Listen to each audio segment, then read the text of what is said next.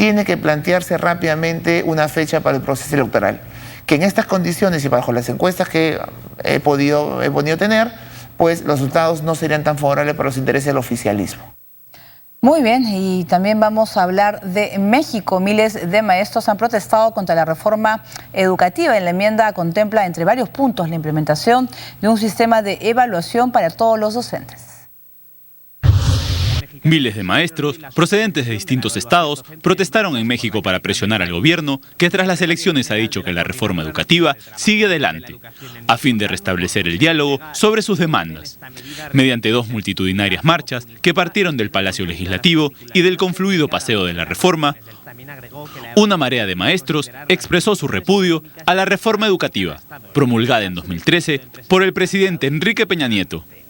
Esta contempla, entre varios puntos, la instauración de un sistema de evaluación obligatoria para todos los maestros, una medida que en estos días ha caldeado los ánimos entre los miembros de la Coordinadora Nacional de Trabajadores de la Educación, en huelga desde el 1 de junio. El examen docente fue suspendido a fines de mayo, pero reactivado el lunes pasado por el gobierno, que atribuyó la cancelación a factores técnicos, como falta de computadoras y políticos por los comicios del domingo, cuando se eligieron 2016 cargos, bajo la amenaza de boicot electoral en varios estados. Esta obvia maniobra del gobierno y sus endebles razones son vistas por el sindicato de maestros como una provocación e incluso un insulto. Sin embargo, Peña Nieto dio un mensaje tajante. Los procesos de evaluación docente siguen adelante, ni se posponen ni se difieren, y por ninguna razón se cancelan. Ante este golpe en la mesa, propuestas alternativas del sindicato, como planes pedagógicos acordes a cada área, parecen no tener cabida. Aún con ello, los maestros cuya huelga afecta a más de 6 millones de alumnos no ceden en su posición. Muy bien, y vamos a seguir con México, ¿no? Que estábamos comentando que, al igual que Chile, está la reforma educativa y el tema de la evaluación, que provoca las protestas en los docentes de ese país.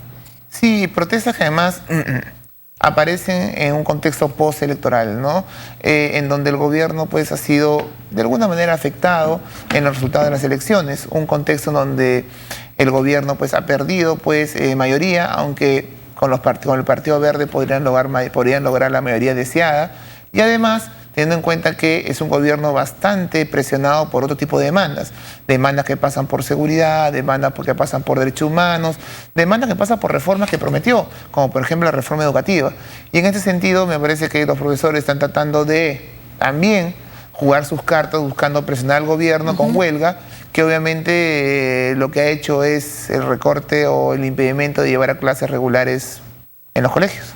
Muy bien, eso pasa en México y en Guatemala. Debido a los casos de corrupción, evalúan quitarle inmunidad al presidente Otto Pérez Molina. En las últimas semanas, miles de guatemaltecos salieron a las calles para exigir la salida de su presidente y, al parecer, es una iniciativa que podría terminar con Otto Pérez Molina siendo juzgado en el banquillo.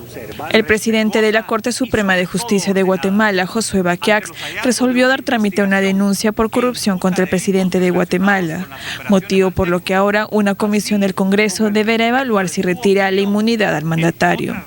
La solicitud ante el Ministerio Público se basa en la supuesta vinculación de Otto Pérez Molina con un caso de corrupción que fue puesto al descubierto en el mes de mayo pasado y que involucra al actual presidente del Instituto Guatemalteco de Seguridad Social y le costó el cargo a la ex vicepresidenta Roxana Valdetti.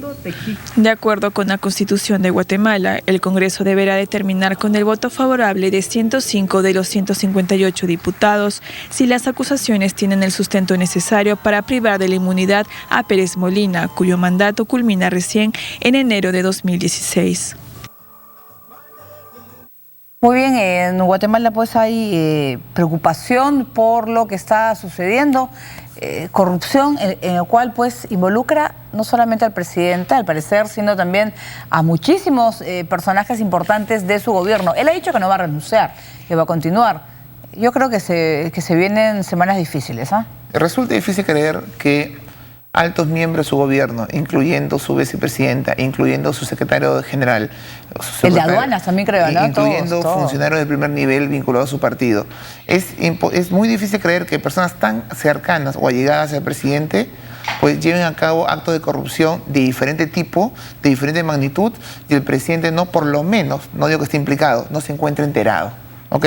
Entonces, en ese sentido, creo que lo menos que podríamos esperar, más que una renuncia, la renuncia puede ser presionar pues, a un gobierno por una salida, pues, una ruptura del orden. No, más que una renuncia, lo mínimo que se puede pedir es, bueno, tener la posibilidad de investigar al presidente.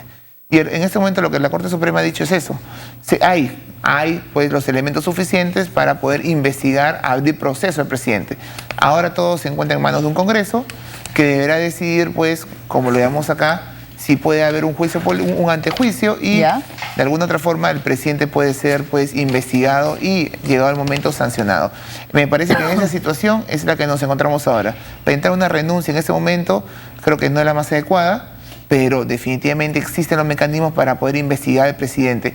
Y claro que aunque esto termine causando o termine generando mucha inestabilidad, porque obviamente un gobierno cuyo presidente está siendo investigado no es un gobierno fuerte de cara a las reformas o transformaciones que todo gobierno, sobre todo de países como los centroamericanos, deberían tratar de hacer. Claro, pero eso puede traer una serie, puesto una revuelta social, ¿no? Porque yo sé que había una marcha en las cuales pues la corrupción, yo creo que es el peor delito que puedas, o sea, es utilizar fondos públicos. Sí. Y o sea, es saber por alguien que tú has votado y encima te está decepcionando él y todo su grupo. Entonces puede la gente reaccionar feo. O sea, yo creo que pensar en que la opinión pública busque básicamente la renuncia de tu presidente o alguna solución a eso, claro, ¿no? Pero una solución es justamente iniciar un proceso judicial.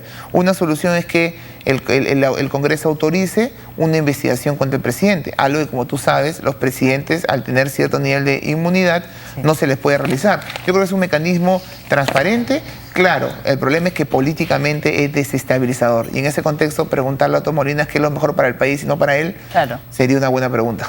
Muy bien, eso nosotros dejamos por ahora este tema y nos vamos a la pausa y vamos a regresar luego de la misma con el primer ministro griego que ha pedido a sus socios de Europa una prórroga de 9 meses para devolver parte de su rescate financiero. Volvemos.